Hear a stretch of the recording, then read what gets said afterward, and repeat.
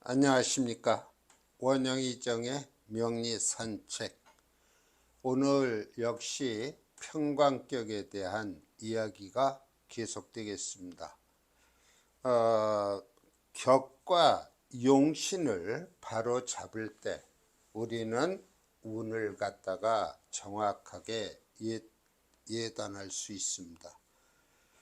그래서 시간이 좀 걸리더라도 이 내격을 충실하게 이해하면 아마 그 51만 8,400여 개의 명조에서 8, 90%를 차지하는 내격에 대한 통변이 원활해질 수 있다고 볼 수 있기 때문에 이 내격에 비중을 두어서 설명드리고요. 그 뒤에 이제 특수격들이 있는데 특수격들의 경우는 중요한 것을 중심으로 해서 상세히 말씀드리고 하나의 학설에 가까운 격들에 대해서는 우리의 견문을 넓힌다는 의미에서 이해 정도로 하고 넘어가도록 그렇게 할 것입니다. 어떤 분들은 종종 그런 얘기를 해요. 사주를 우리가 간명해 나갈 때 격국과 용신이 그리 중요한 비중을 차지하고 있는 것이냐, 격국 용신을 모르고도 사주를 간명할 수 있는 거 아니냐라는 말씀을 하시는데요. 물론 사주의 간명은 할 수가 있습니다. 우리가 흔히 말하는 통변이라고 하는 것 얼마든지 할 수 있지요.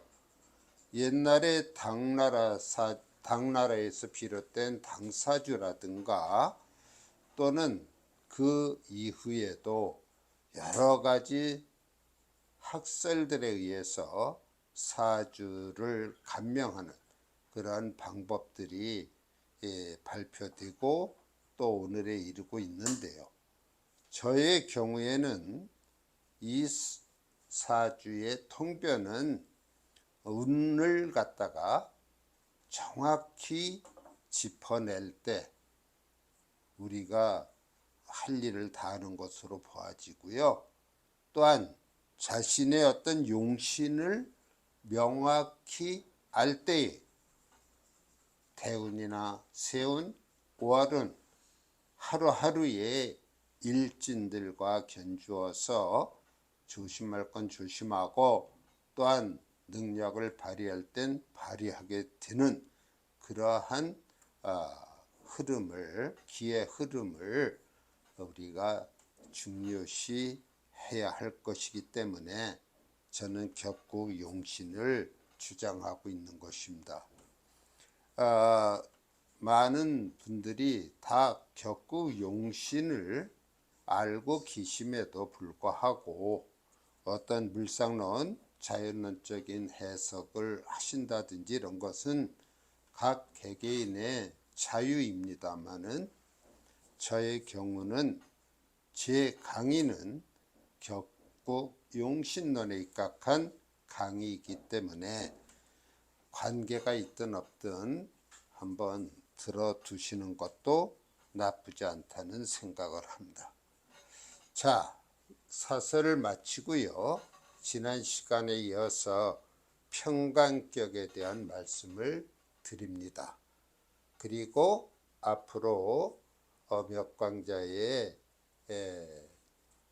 예시를, 상황이 다른 각각의 예시를 들어서 그 사주를 나름대로 통변해 보도록 그렇게 하겠습니다.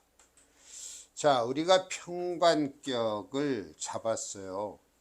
그럼 평관격을 잡았으면 어떻게 활용을 해야 합니까? 상담을 원한 분들의 경우 그분이 나의 격이 무엇이냐를 궁금해서 오시는 분들은 없습니다.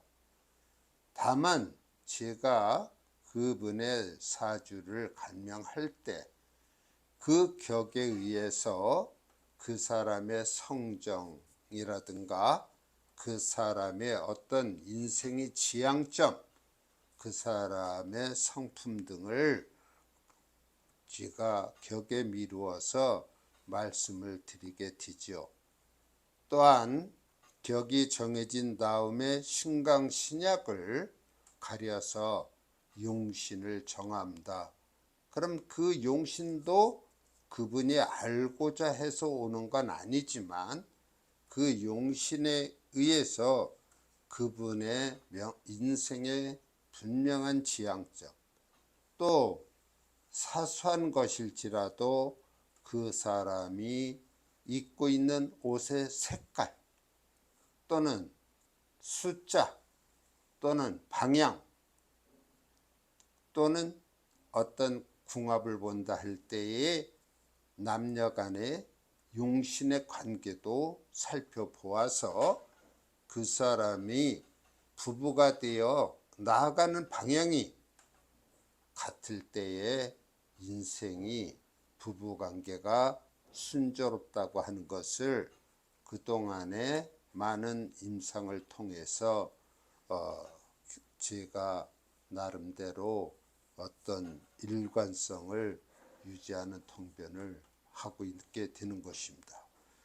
자, 오늘 이 시간에 이 평강격에서의 그 용신의 관계입니다. 여기에 제가 평강격의 용신하고 나눠 놓았어요. 그래서 평관격인데 격은 평관격에 다 뭐 신약할 땐 칠살격이라고 불러도 되겠습니다. 그런데 평관격인데 식상을 용신으로 쓰는 경우가 있고요. 그 다음에 재성을 갖다가 용신으로 쓰는 경우, 또 관을 용신으로 쓰는 경우, 인수를 용신으로 쓰는 경우, 겁재를 용신으로 쓰는 경우, 그리고 나중에 특수격에서 다룰 것입니다마는 종하는 사주의 경우, 이렇게 6가지로 구분을 해놨습니다. 그러면은 여기서 식상이나 재나 관을 용신으로 쓸 때에 이 3가지 경우는 일주가 신왕하다, 일주가 왕하다 할 때의 이야기입니다. 일주가 왕하지 않고는 설기시키는 식상을 용신으로 쓸 수 없고 재를 쓸 수 없으며 관을 쓸 수가 없습니다. 그래서 신왕한 사주일 때 용신은 식재관이 되는 것입니다.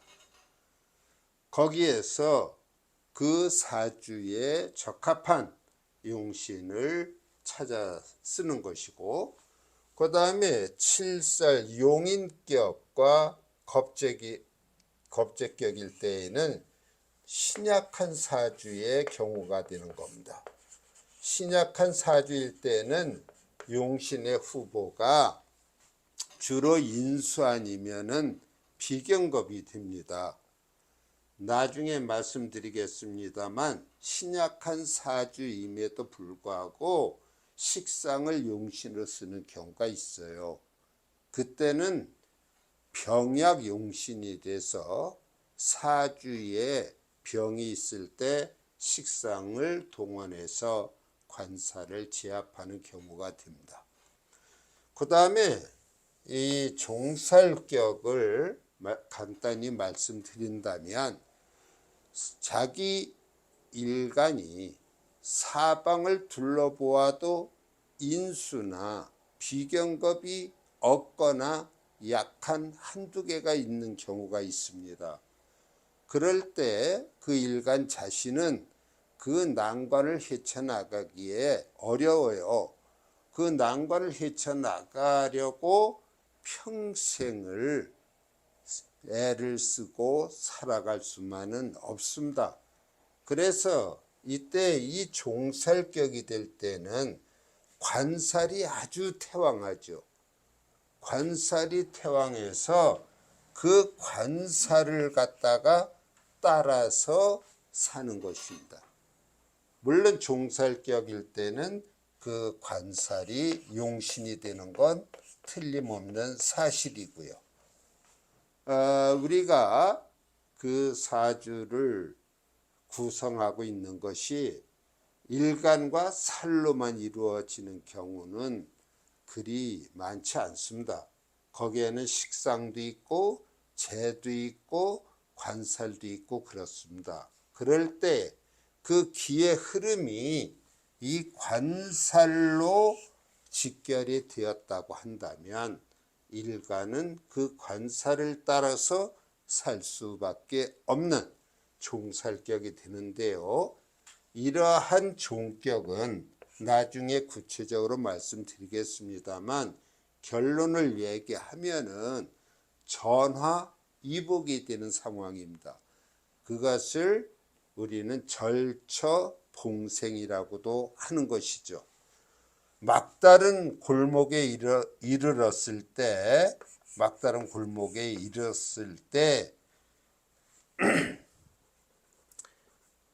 우리가 벗어나기 위해서는 종을 할 수밖에 없는 상황이 되는 것입니다.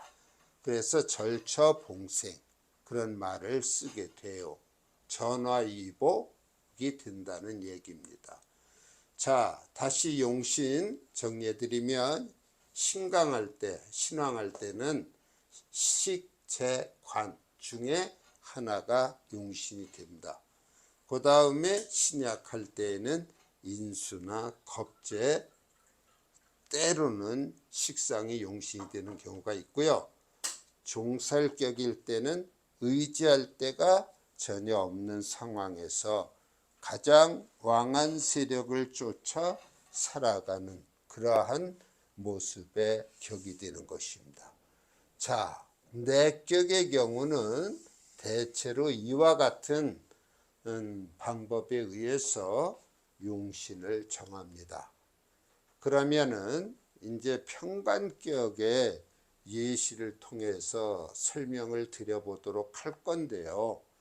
이 칠살격, 평관격에는요, 상황이 복잡합니다. 경우의 수가 많습니다. 그러나 역시 평관격이고 그 안에 용신이 있기 마련인 것이기 때문에 우리가 조금만 생각하면은 쉽게 그 운을 풀어낼 수가 있습니다. 자, 여기 평관격의 예시라고 해서 기유, 경호, 계축, 계해 이런 네 기둥을 형성하고 있는 사주가 있습니다. 이 사주에 남명이냐 여명이냐, 다시 말해서 건명이냐 곤명이냐 하는 표시가 없더라도 이 대운의 흐름을 보면은 알 수가 있어요. 우리가 그 대운이 순행해야 되느냐 역행해야 되느냐는 문제는 양남 음녀는 미래절로 순행하고, 그러니까 양남 음녀는 미래절로 앞으로 다가오는 그 절이라고 하는 것은 입춘이니 또는 우리가 입춘 다음에 그 다음에 경칩이 있죠. 경칩 다음에 청명이 있고 이런 식으로 진행되지 않습니까? 그럴 때 그 미래절로 순행을 한다. 그 다음에 양녀 음남 또는 음남 양녀 그렇게 되겠죠. 다시 말하면 헷갈리지 않게 하기 위해서 남 양녀 양년은 과거절로 역행하게 되어 있습니다. 과거절로 역행하게 되어 있어요.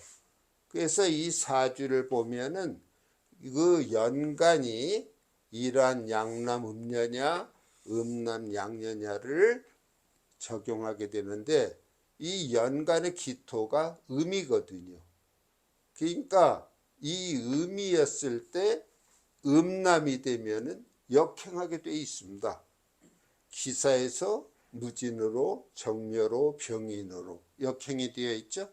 그러니까 이것은 우리가 건명이구나, 남자의 사주구나 하는 걸 알 수가 있습니다. 옛날 사주 같은 경우에는 여기에 대운만 쓰여 있고 세운이 나와 있지 않아요.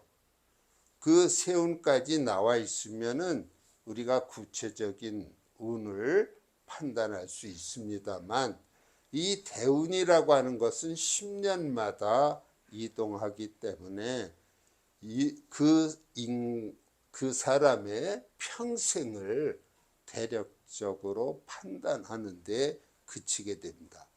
또한 대운수가 없을 때에는 평균적으로 5대운으로 봅니다. 5, 15, 25, 35 하는 식으로 보아서 예측을 하게 됩니다. 자, 이제 격을 정해 보겠습니다. 여기 계수일간이에요. 계수일간이 5월에 태어났습니다. 5월에 태어났으면은 여기에다가 인수나 비경겁을 놓지 못하고 있다면 이건 실령이 되는 거예요. 등령을 하지 못한 것이 되는 거죠. 근데 오중에는 기토하고 정화가 있는데요. 여기 기토가 투출을 했습니다. 그 기토가 투출했으니까 여기서 토국수 관계를 보니까 평관격이 맞습니다. 그래서 격은 평관격이다, 그렇게 우리가 얘기할 수 있고, 그 다음에 신강신약을 따져서 용신을 잡게 됩니다. 그럼 이 계수는요, 어떠한 성향을 띠고 있느냐? 인수와 비경겁을 우선 살펴서 세력을 살피는데요. 이렇게 돼서 이러한 형태가 될 거예요. 그런데 지지에는 변화가 있습니다. 그 지지에 변화가 있다면 그 변화로 이루어진 그 자체로 일간과 견주게 되기 때문에 어떠한 현상이 오느냐, 여기 해와 축이 있어요. 그러면은 해자축이라고 하는 방합이 있지 않습니까? 그 방합에 이것은 가합의 형태를 이루고 있어요. 그 사이에 자라고 하는 왕지가 빠져 있습니다. 그런데 천간을 보니까 계수가 투출해 있어요. 이럴 때에는 여기에 자가 공엽으로 들어온다고 봐서 해자축 개념으로 이 계수의 세력에다가 축까지 포함을 시킵니다. 그리고 여기에 기토가 또 하나 있어요. 이 기토는 관이 되는데, 여기 관이 이 경금이라고 하는 경금을 토생금 해줘요. 생해줘요. 그 다음에 이 금은 계수의 인수로서 생으로 작동합니다. 그럴 때 이 관이라고 하는 것은 인수를 생해 주는 것으로 좋게 해요. 다시 말해서 토국수하고 극을해서 관의 영향을 발휘할 수가 없습니다. 계수 입장에서 보면은 이 인수가 있음으로 인해서 이 기토 평관의 극을 직접 받지 않아요. 우리가 이것을 갖다가 탐생망극이다 그런 얘기를 하거든요. 생을 탐하다가 잊어버렸다. 무엇을? 극하는 것을 잊었다. 그게 탐생망극이 돼서 계수 입장에는 이 관의 도움이 그냥 자기를 생해주는 그러한 존재로서 가기 때문에 결론적으로 얘기하면 이 계수의 세력은 이만한 작용력을 갖게 되는 겁니다. 이러한 작용력을. 그러면은 이 계수일주는 태왕한 사주가 됩니다. 태왕한 사주가 되는데 이때에 이 관을 용신으로 쓸 수가 없어요. 왜냐하면 생하는 작용으로 인해서 나를 더 강하게 해주는 역할을 하기 때문에, 그래서 이때에는 이 기토관이 약한데 다행히 월지 오화에 근을 두고 있어서 이 오화라고 하는 재를 용신으로 쓰게 되는 거예요. 왜냐? 이럴 때 우리는 재자 약살이라고 하는 것입니다. 재자 약살. 그래서 이때는 약한 살이 용신이 되질 않고 그 약한 살을 생해주는 재, 이 재로서 용신을 잡게 되는 것입니다. 그래서 평관격입니다. 더 구체적으로 격의 명칭을 붙인다면 재자 약살격, 그렇게 우리가 얘기를 할 수가 있는 것이죠. 나중에 말씀드립니다만 이 사주에서는 이 오화가 없으면 주호상의 문제도 생깁니다. 그것은 우리가 나중에 얘기가 되겠고요. 그래서 이 사주의 운의 흐름을 보니까 여기에 모군이 이렇게 쭉 흐르고 있어요. 이 모군이 흐르고 있는데 이 모군은 바로 이 오화를 생해주는 희신의 역할을 하게 됩니다. 하게 돼서 이 사람이 평관의 모습으로 살아가는 데 있어서 이 때에 도움을 받게 되고, 천간상으로도 이러한 병인이나 이런 목화운이 와서 이 사람의 경우는 평관격의 모습을 띤 직업을 갖고 살아가는 그러한 사주가 되는 것이죠. 자, 이 사주는 격이 평관격입니다. 평관격인데 평관으로서 용신을 잡지 못하고 결국은 재로서 용신을 잡게 되는데, 우리가 그 용신의 경우 왜 여기서 끝이 나느냐, 이 사람이 삶이 여기서 멈췄다고 볼 수가 있어요. 이게 용신인데 이 자운이 와서 좌우충을 합니다. 그러니까 용신이 깨졌죠. 용신이 깨지면은 많은 재앙을 받거나 심하면은 목숨까지 잃게 되는 것입니다.